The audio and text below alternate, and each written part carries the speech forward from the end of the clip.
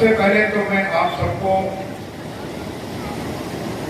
जो ये 9 दिन का मां के नवरात्र है उसके लिए आप सबका अभिवादन करता हूं और आप सबको शुभकामनाएं देता हूं। साथ ही साथ 2079 संवत्सर हमारे विक्रमी संवत का अभी 2 दिन पहले ही शुभारंभ हुआ, उस नए साल की भी आपको सबको शुभकामनाएं देता हूं। जब हमारे प्रदेश के माननीय मुख्यमंत्री जी ने भगवान बुद्ध की कर्मस्थली चौमासे में 4 महीने बरसात के भगवान बुद्ध वहां पे लोगों को ज्ञान देते थे और जितनी भी भगवान बुद्ध की कहानियां हैं, चाहे कोई माल डाकू की कहानी, जितनी सारी कहानियां हैं वो सारी की सारी वहीं पर रचित हुई। उस स्थली से आज पूरे प्रदेश को स्कूल चलो अभियान का शुभारंभ किया। मेरा सौभाग्य है कि इस जो एक बहुत बड़ा एक आह्वान माननीय मुख्यमंत्री जी ने श्रावस्ती की पवित्र भूमि से किया है, उस अभियान को आपके जनपद में हरदोई में और हरदोई के भरावन ब्लॉक से यहां से आपको शुभारंभ करने का मुझे मौका मिला। इसके लिए मैं जिलाधिकारी को और आप तमाम सारे लोगों को बहुत बहुत धन्यवाद देता हूं। बेसिक शिक्षा अधिकारी ने जो पिछले 4-5 सालों में बेसिक शिक्षा में कार्य हुए उसके बारे में बहुत सारी बातें रखी। उसके लिए जिलाधिकारी भी और जनपद के जो तमाम सारे अधिकारी हैं, जिस प्रकार से आपकी प्रगति हुई है गवर्नमेंट के बारे में, अन्य जो तमाम सारी कायाकल्प के बारे में, वो सब चीजों में उस सब के लिए मैं आपको धन्यवाद भी देता हूँ और आपसे यही अपेक्षा करता हूँ कि जो अच्छा कार्य आपने किया उस कार्य को और आगे करते रहिए। एसएल के योगेश जी ने एक रिपोर्ट कार्ड आपके सामने रखी। शिव नाना जी की जो फाउंडेशन है, उस फाउंडेशन के द्वारा जब आपकी शुभारंभ हुआ था तब मैं जुड़ा था मुख्यमंत्री के प्रमुख सचिव 2009-10 में उस वक्त में जुड़ा था। इनफैक्ट उस समय जब आपका शुभारंभ किया जा रहा था तो आपने जो इतना अच्छे कार्य किया उसके लिए भी आपको मैं धन्यवाद भी देता हूं और उससे और अच्छे कार्य करने की इच्छा भी करता हूं, क्योंकि हमारा प्रदेश बहुत तेजी से, आपने माननीय मुख्यमंत्री जी को सुना, हर मामले में जहां दुनिया कोविड को लेकर के परेशान, हैरान और तकलीफ में थी, हमारा प्रदेश और हमारा देश बहुत सक्षमता के साथ उसको न केवल एड्रेस किया बल्कि पूरी तरह से नियंत्रित किया। हमें गौरव प्राप्त अभी 2 दिन पहले मैंने एक सोशल मीडिया पे डाला, हमारे प्रदेश ने 30 करोड़ से ज्यादा लोगों को टीके लगा दिए। आज इस प्रदेश में कोरोना का लगभग अस्तित्व 0 के बराबर है, बट ऐसा नहीं कि हमें सावधानी बरतनी है, अभी भी हमें सावधानी रखनी है इसके साथ, जिससे कि आगे इसकी वृद्धि न होने पाए। लेकिन आज हम शिक्षा के बारे में बात करने के आपके पास आए हैं और शिक्षा वो भी जो मूलभूत शिक्षा है, जो बेसिक शिक्षा है, जहां से नींव पड़ती है और उस नींव के ही आगे चल करके इमारत खड़ी होती है। मैं आपको अपने अनुभव से खुद बताना चाहता हूं। मैं आपके जैसे ये गांव है, ये तो एक गांव है, बराबर गांव है, ऐसे ही मऊ जनपद के एक छोटा सा गांव है जिसकी आबादी मुश्किल से 200 से कम ही होगी, पहाड़ीपुर गांव का नाम है। मैं उस गांव का रहने वाला हूं और मैंने भी पढ़ाई अपने गांव के प्राइमरी स्कूल से शुरू की। आपके पास इतना सुंदर विद्यालय का बिल्डिंग है, इतना सुंदर पेंटिंग, हमारे राष्ट्रीय प्रतीक क्या क्या चीजें पेंट की हुई है, क्योंकि हमारे माननीय मुख्यमंत्री जी ने एक ऑपरेशन कायाकल्प शुभारंभ किया, जिसका नतीजा ये हुआ कि पूरे प्रदेश में स्कूलों की तस्वीर बदल गई। आज स्कूलों की बाउंड्री है, वहां पीने का पानी है, वहां पे तमाम किस्म की, कहीं पे स्मार्ट क्लास है, बहुत सारी चीजें, बच्चों को बैठने की जगह है। लेकिन जब हम पढ़ते थे वहां पे 60s में या 60s के क्लास में दूसरे भाग में, उस समय हमारे स्कूल में केवल एक कमरा हुआ करता था और हम सब पेड़ के नीचे बैठकर पढ़ते थे। हमारे पास बैठने के लिए कुछ मेज कुर्सी नहीं, घर से बोरा ले जाते थे, उस पर बैठ करके पढ़ा करते थे। लेकिन हमारे विद्यालय के शिक्षक सक्षम थे, उन्होंने संस्कार दिया, उन्होंने भावना दी कि कैसे आप जिंदगी को उत्कृष्ट कर सकते हो। उन्होंने वो नींव रखी, उन्होंने वो नींव रखी जिसके ऊपर बड़ी इमारत खड़ी कर सकते हैं। और आज मैं अपने उन तमाम सारे शिक्षकों को मैं हमेशा प्रणाम करता था, और आज मैं दोबारा उनमें सारे के सारे दिवंगत हैं, उन सबको आप सबके समक्ष प्रणाम करता हूं। और आज जो माननीय मुख्यमंत्री जी ने एक आह्वान किया, तमाम सारे जो हमारे पब्लिक रिप्रेजेंटेटिव हैं उनसे अनुरोध किया कि वो किसी न किसी विद्यालय को गोद ले। मैं अपने विद्यालय को, हमारा जो प्राइमरी स्कूल पहाड़ीपुर है, मैं अपने विद्यालय को गोद लेने की घोषणा भी करता हूं। और साथ ही साथ मैं अपने प्रदेश के सारे गजेटेड ऑफिसर्स, क्लास 2, क्लास 1 के जितने गजेटेड ऑफिसर्स हैं, यहाँ पे जिलाधिकारी हैं, कप्तान साहब हैं, यहाँ पे सीओ साहब हैं, सीडीओ साहब हैं, बेसिक शिक्षा अधिकारी हैं, तमाम सारे जो अधिकारी हैं, और मैं पूरे प्रदेश के सारे अधिकारियों से सबसे मैं आह्वान करूंगा, सबसे मैं एक आदेश भी जारी करूंगा कि सारे के सारे वो कहीं न कहीं से पढ़ के निकले, चाहे शहर के प्राइमरी स्कूल से या देहात के प्राइमरी स्कूल से, अपने विद्यालय को वो गोद जरूर ले लें और उस विद्यालय के कायाकल्प में मदद करें। क्योंकि अगर हर कोई, मैं नहीं हूं उस स्कूल का, क्योंकि वहां से पढ़ा और वहां से पढ़ करके मैं IIT जो मैंने भारत की सबसे अच्छे संस्थान है, वहां से पढ़ने का मौका मिला, और उसके बाद तुरंत मुझे भारतीय प्रशासनिक सेवा में करने का अवसर प्राप्त हुआ। भारत सरकार का सर्वोच्च स्तर जो सचिव होता है भारत सरकार का, उस स्तर पे करीब 4.5 साल से ज्यादा पूरे देश भर में मैंने अर्बन एरिया के बारे में प्रोग्राम किया, और आज प्रदेश में मुख्य सचिव के तौर पर मैं अपनी सेवा अपने प्रदेश की जनता के लिए, अपने प्रदेश के लोगों के लिए दे रहा हूँ। इस सब का आधार अगर कोई है तो हमारे गांव का प्राइमरी स्कूल है। इसलिए मैं वो जो तमाम सारे प्राइमरी स्कूल के यहाँ पे अध्यापक या अध्यापिकाएं हैं, या हमारे आंगनबाड़ी के जो लोग हैं, उन सबको प्रणाम करता हूँ, अभिनंदन करता हूँ, और आपसे यही अपेक्षा करता हूँ कि आप मालूम नहीं कि किस प्रकार का बीज बो रहे हैं। आप में से कोई बहुत बड़ा राजनीतिक स्थान प्राप्त करेगा, कोई प्रशासनिक स्थान प्राप्त करेगा, कोई सेना में बहुत अच्छा स्थान प्राप्त करेगा, कोई खेल कूद का तेंदुलकर और कोहली बनेगा, तो कोई लिटरेचर में, हमारे भाषा में कोई बहुत बड़ा स्थान प्राप्त करेगा, कोई दुनिया में बहुत बड़ा वैज्ञानिक बनेगा।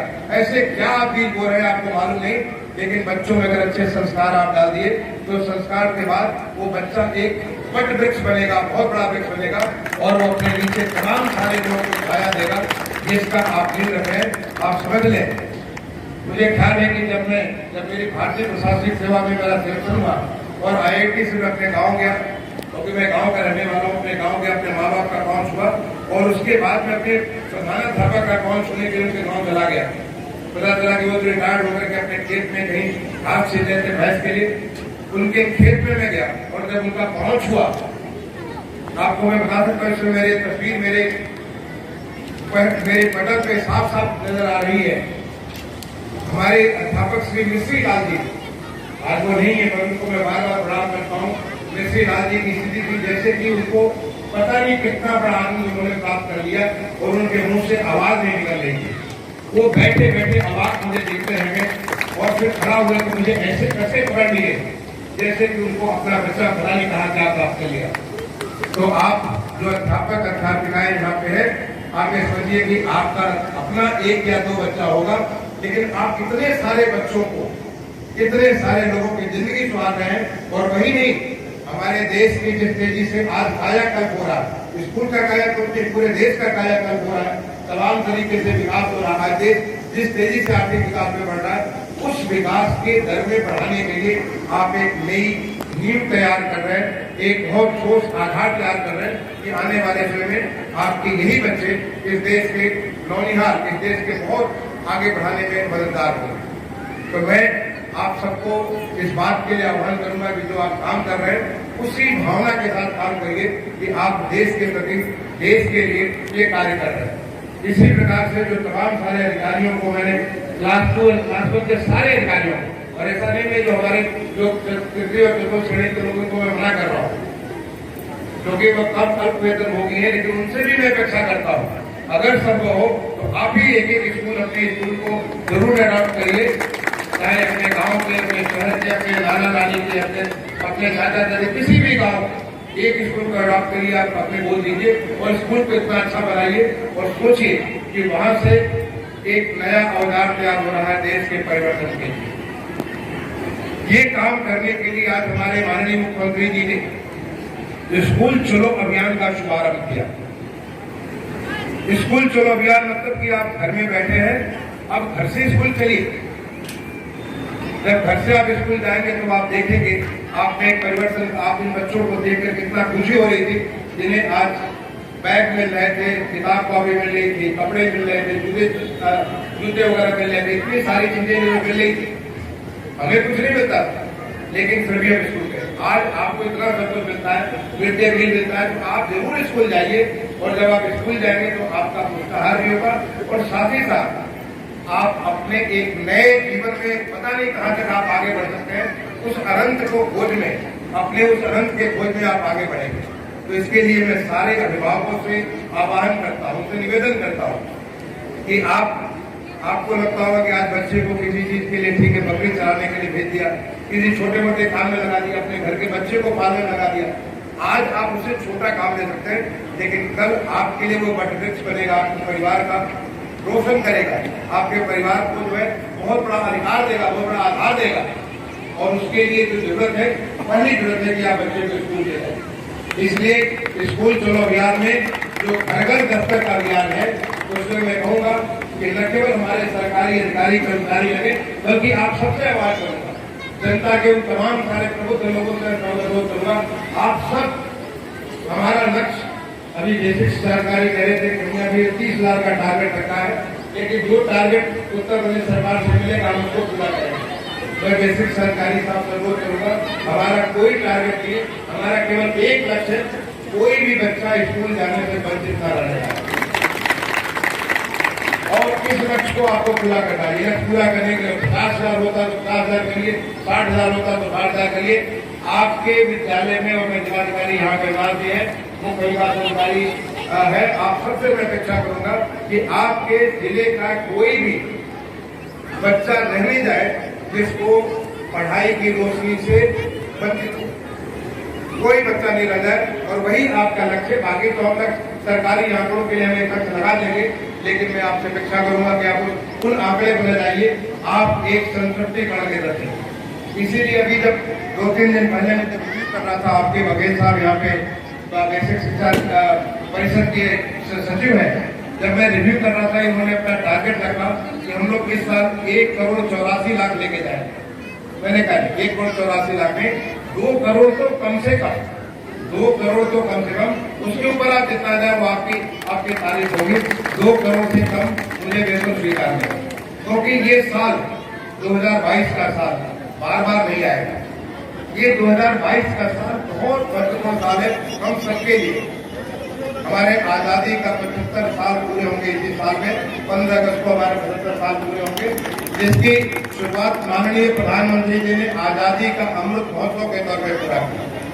तो ये आजादी का अमृत महोत्सव हमारा ऐसा साल होना चाहिए जिससे कोई भी बच्चा हमारा पढ़ाई से वंचित नहीं रह जाए। इसलिए हर एक को हमारा लक्ष्य है 100% वो 2 करोड़ के ऊपर का आंकड़ा पार करेंगे और उसके लिए हर बच्चे को स्कूल ले जाएंगे। तो हमारा स्कूल चलो अभियान में संतृप्तिकरण का लक्ष्य होगा, तो नंबर का लक्ष्य नहीं होगा। दूसरा, केवल स्कूल जाने से क्या होगा? बच्चा स्कूल जाएगा और फिर स्कूल जाना बंद करेगा। स्कूल चलो और स्कूल में रहो और रोज स्कूल चलो, रोज स्कूल जाओ। तो हमारा तो नारा होगा स्कूल चलो, हर रोज स्कूल चलो और स्कूल में रहो, तब जाकर के आपकी नहीं बनेगी। ऐसा नहीं कि आपने एनरोलमेंट कर लिया, हमने 2 करोड़ के आंकड़े पूरे कर लिए तो हमारा स्कूल पूरा हो गया। नहीं, हमें स्कूल जाना भी है, हर रोज जाना है और स्कूल में रह करके पढ़ना है, अपने जीवन को अच्छा बनाना है, अपने देश को अच्छा बनाना है, अपने परिवार को अच्छा बनाना है, अपने गांव को अच्छा बनाना है। जब बच्चा आगे बढ़ेगा तो गांव भी बढ़ेगा, आपका जिला भी बढ़ेगा, आपका प्रदेश भी बढ़ेगा और आपका देश भी बढ़ेगा। इसलिए आपको आज जो इतनी सारी ताकत आपको मिली है, जिन बच्चों को भी ये जो हम दे रहे थे, बैग दे रहे थे, तमाम सारी चीज दे रही थी, आपको मालूम है डीबीटी, डायरेक्ट बेनिफिट ट्रांसफर, सारे के सारे बच्चों को पैसा उनके खाते में, माँ बाप के खाते में सारा का सारा पैसा पहुंच जाए, जिससे कि वो उसको बच्चे के लिए किताब, कॉपी, ये जो तमाम सारी जो चीजें हैं, कपड़े वगैरह, वो सारा चीजें दे सके।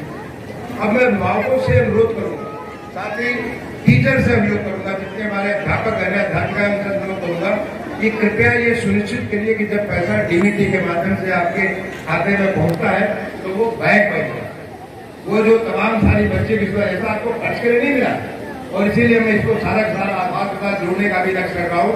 अगले 1 महीने के भीतर जब 30 अप्रैल तक अभियान चलाएंगे, सारे के सारे खातों को हम आधार के साथ जोड़ देंगे, जिससे कि सही तरीके से बच्चों को ये खाते में पैसा पहुंचे और बच्चे खरीद सकें।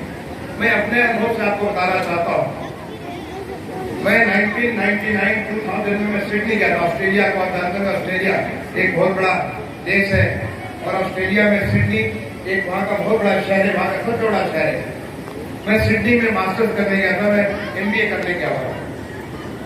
वहाँ पे हमारे 2 बच्चे, मेरी बेटी क्लास 1 में पढ़ती थी और मेरा बेटा KG में पढ़ रहा था, छोटे बच्चे थे। एक दिन मेरी पत्नी के पास 2 चेक प्राप्त हुए, $100 के, और स्कूल में बच्चों का नाम लिखा था, पत्नी के नाम से। हमने जाकर स्कूल में पता किया, हमने तो कोई अप्लाई नहीं किया था, ये $100 क्यों पहुंच गया हमारी पत्नी के पास। तो बताया कि जिन बच्चों का नाम स्कूल में होता है, जब सेशन बदलता है ऑटोमेटिकली उसकी मां को $100 पहुंच जाता है। तब मुझे लगा था कि देखिए कि कैसे वहां पे ऑस्ट्रेलिया में व्यवस्था थी कि न कोई एप्लीकेशन, न कोई किसी के पास सिफारिश, सीधे माँ के पास $100, ताकि वो बच्चे के लिए, अपने बच्चे के लिए कपड़े, जूते, मोजे, जो भी आपको सामान है, वो सारा सामान वो खरीद सकती है $100। वो व्यवस्था हम देखे थे 1999 में, 1999-2000 में मैं वहां पे था। आज हमारे देश में डीबीटी के माध्यम से सारा का सारा, मैं हमारे माननीय प्रधानमंत्री जी ने जनधन योजना जो शुरू की, उस जनधन योजना के माध्यम से न केवल बच्चों का, बल्कि चाहे स्कॉलरशिप हो, चाहे कोई लाभकारी योजना हो, चाहे कल्याणकारी योजना हो, हर एक चीज सारा डीबीटी के माध्यम से पहुंच रहा है। तो जब पैसा आप तक पहुंच गया है तो उस पैसे का जरूर उपयोग होना चाहिए, उस पैसे का उपयोग करके उस बच्चे का भाग्य बनाना। आपको सोचते होंगे कि बच्चे को कपड़ा पहनाएंगे तो क्या फर्क पड़ेगा। अरे कपड़ा बनाने से बच्चे को एक प्राइड महसूस होता है, उसे एक आइडेंटिटी मिलती है। जहाँ पे पुलिस के हमारे कप्तान साहब हैं, द्विवेदी जी हैं, उनमें और हमें क्या फर्क है। केवल एक फर्क है, वो ड्रेस में और अच्छे ड्रेस में नहीं। उन्हें देखते ही लोगों के मन में भय हो जाता है, ये पुलिस ऑफिसर है और ये इनके साथ हमें सावधानी रखना पड़ेगा। मैं एक सिविलियन ड्रेस में, मुझसे वो भय आपको नहीं होता। ऐसे ही बच्चा जो है, जब वो पहनता है, वो अपना ड्रेस पहनता है, अपना यूनिफॉर्म पहनता है, तो बच्चे को एक प्राइड होता है, बच्चे को एक आइडेंटिटी मिलती है, बच्चे को एक बिलोंगिंगनेस मिलता है, उसको एक पर्टिकुलर एक स्कूल का इन्वायरमेंट मिलता है। इसलिए मैं सारे अभिभावकों से निवेदन करना चाहूंगा कि आप बच्चे को जरूर ड्रेस में ही स्कूल भेजिए। ये ड्रेस इसलिए नहीं जैकेट रखने की, जरूर ड्रेस में आप स्कूल भेजिए, ताकि आपके बच्चे को महसूस होगा कि हमारी जिम्मेदारी है, इस ड्रेस की कीमत है कि हमें अच्छा पढ़ना है, हमें अच्छा करना है, हमें अच्छा सीखना है। और ये जब वो करेगा तो निश्चित तौर पे बच्चे का काफी आगे भविष्य बनेगा, क्योंकि जो आप सोच नहीं सकते, देख नहीं सकते। मैंने आपको इसीलिए गाँव का अपना उदाहरण दिया। जब मैं प्राइमरी स्कूल में पढ़ता था, और गांव के प्राइमरी स्कूल में जमीन पे बोरे में बैठ के पढ़ता था, मैं सोच नहीं सकता था कि उत्तर प्रदेश का मैं सचिव बनूंगा, मैं सोच नहीं सकता था कि भारत सरकार का सचिव बनूंगा। लेकिन मैंने वो वहाँ जो पढ़ाई की, जो वहाँ मेहनत की, जो संस्कार हमें हमारे अध्यापकों से मिले, आज मुझे वो वहाँ तक ले गया और न जाने कहाँ तक मैं अपने देश की सेवा करता रहूंगा। हर एक चीज का लाभ और मेरा प्राइमरी स्कूल। इसलिए मैं आप तमाम सारे लोगों को इस बात के लिए आह्वान करता हूँ, आप लोग प्रबुद्ध हैं, आप लोग जागरूक हैं, आप देख रहे हैं कि कैसे हमारा देश आगे बढ़ रहा है, आप देख रहे हैं कैसे हमारा प्रदेश आगे बढ़ रहा है, आप देख रहे हैं कि कैसे आपका जिला आगे बढ़ रहा है। आपने देखा कि कैसे बेसिक शिक्षा के बारे में जो तमाम सारी रिपोर्ट काट दी गई, क्या क्या परिवर्तन किए। और मैं अगर जिलाधिकारी साहब से कहूंगा कि आप कृषि के बारे में बताइए, कृषि के बारे में वैसे ही परिवर्तन बताएंगे। आपसे बात करेंगे कि यहाँ पे औद्योगिक व्यवस्था के बारे में, वैसे ही तमाम सारे क्योंकि लगातार पिछले 7-7.5 साल से माननीय प्रधानमंत्री जी का जो वहां पे नेतृत्व 2014 से प्राप्त हुआ, देश को एक घोर परिवर्तन की लहर आ गई है पूरे देश में, और देश को हमें एक प्रकार से दुनिया के पटल पे इज्जत मिली। और जो वहां से आह्वान होता है, हमारा प्रदेश उस चीज में सबसे आगे आया, सबसे पहले उसको स्वीकार करके जो हमारी माननीय मुख्यमंत्री जी ने आदेश किया कि 2022-23 का जो भी बजट प्रस्तुत किया है माननीय वित्त मंत्री जी ने भारत सरकार का, उस बजट के जो चीजें हैं राज्य सरकार का आने वाले बजट में हम उसके अनुरूप अपनी बजट बनाएंगे, जिससे कि हम भारत सरकार के सारी की सारी योजनाओं का लाभ अपने प्रदेश को दे सकें। तो एक तरफ हमें माननीय प्रधानमंत्री जी का विजन है जो आगे आने वाले समय में हमारा देश का नया देश न्यू इंडिया कैसा बनेगा, तो उसके पीछे हमारे माननीय मुख्यमंत्री जी का एक सोच और उनका पूरा का पूरा कहेंगे संकल्प है, और वो संकल्प है कि कैसे हम लोग एक नए उत्तर प्रदेश की नींव रखेंगे, एक नए उत्तर प्रदेश को ऐसा एक समृद्धशाली, शक्तिशाली, अच्छे स्वास्थ्य वाला, अच्छे हर एक चीज में सबसे देश में अग्रणी ऐसा राज्य हम कैसा बनाएंगे। और उन सबके पीछे एक जो मूल चीज है वो है हमारी बेसिक शिक्षा। हम बेसिक शिक्षा के बाद बाकी सारा का सारा चीज कर सकते हैं, लेकिन अगर बेस ही हमारा नहीं है तो बेस को मजबूत नहीं अगर है और वो मजबूत नहीं है तो आगे की इमारत अच्छी खड़ी नहीं कर सकते। इसलिए आज का जो दिन है, जो मैंने कहा कि आज तृतीया का दिन है, माता के नवरात्र का तृतीया दिन है, आज के दिन जो कि हमारे प्रदेश की पुण्य स्थली श्रावस्ती से, भगवान बुद्ध की कर्मस्थली श्रावस्ती से जो आज प्रारंभ किया गया, आज पूरे प्रदेश के हर एक विधानसभा क्षेत्र में इस प्रकार के कार्यक्रम चल रहे हैं, और ये कार्यक्रम लगातार 1 महीने तक 30 अप्रैल तक चलेंगे। मैं अभी यहाँ पे बेसिक शिक्षा परिषद के सचिव को मैंने आदेशित किया है कि एक हम इलेक्ट्रॉनिक्स मीडियम से, डिजिटल माध्यम से एक ऐसा मॉनिटरिंग सिस्टम बनाएंगे कि रोज का रोज कितना एनरोलमेंट हुआ और आगे चल के कितने बच्चे रोज क्लास में हैं, उसका पूरा रिव्यू हम करेंगे। और सारे जिलाधिकारियों से भी मैं आदेशित करूंगा कि रोज कुछ नहीं, आपको केवल 10 मिनट का वक्त दीजिए, और 10 मिनट के वक्त में आप देख सकते हैं कि आपके जिले में कितना एनरोलमेंट हुआ, कितने बच्चे हैं, जिससे कि ये आपका बेस इतना स्ट्रॉन्ग हो, इतना मजबूत हो कि नए भारत का, नया उत्तर प्रदेश की एक नई ऊंचाइयों तक ले जाने वाला पूरा का पूरा स्वरूप बन सके। मैं इन्हीं बातों के साथ अभी एक जो संचारी लोगों के खिलाफ भी एक अभियान माननीय मुख्यमंत्री जी ने शुरू किया है, वो भी आपके यहाँ जो प्रारंभ हुआ है उसमें भी, ताकि किसी को भी किसी प्रकार की बीमारी आती है, इस प्रकार के जो रोग आते हैं, उस रोग से लोगों की अक्षमता होती है, उस अक्षमता से आगे बढ़कर के सक्षम बने, हम पूरी तरीके से अपनी ताकत के साथ अपना काम कर सके। उसके लिए जो अभियान चल रहा है उसमें भी आप काम कर रहे होंगे, जिसका मैं लगातार रिव्यू करता रहता हूँ। मैं एक बार दोबारा उन तमाम सारे बच्चों को, छोटे छोटे बच्चे जो हमारे पास यहाँ पे आए, और जो तमाम सारे बच्चे पूरे जनपद में या हमारे पूरे प्रदेश में स्कूल में पहुंचेंगे, उनके पहुंच की कामना करता हूं। आप सबसे अपेक्षा करता हूं कि जो आज आह्वान माननीय मुख्यमंत्री जी ने दिया, जिसके बारे में छोटा सा थीम सॉन्ग एक आपने सुना, वो हम सबको लगातार सुने, और उसको हम लोग उस संकल्प के साथ उसको वास्तविकता में धरातल पे उसको ला करके पूरे प्रदेश को आगे बढ़ाने में अपना पूरा योगदान दें। मैं इन्हीं बातों के साथ एक बार सबको, आप सबका अभिनंदन करते हुए, आप सबको धन्यवाद देते हुए, आपने जो योगदान दिया, आपने जो काम किया, अपनी वाणी को विराम दूंगा। जय भारत, जय हिंद।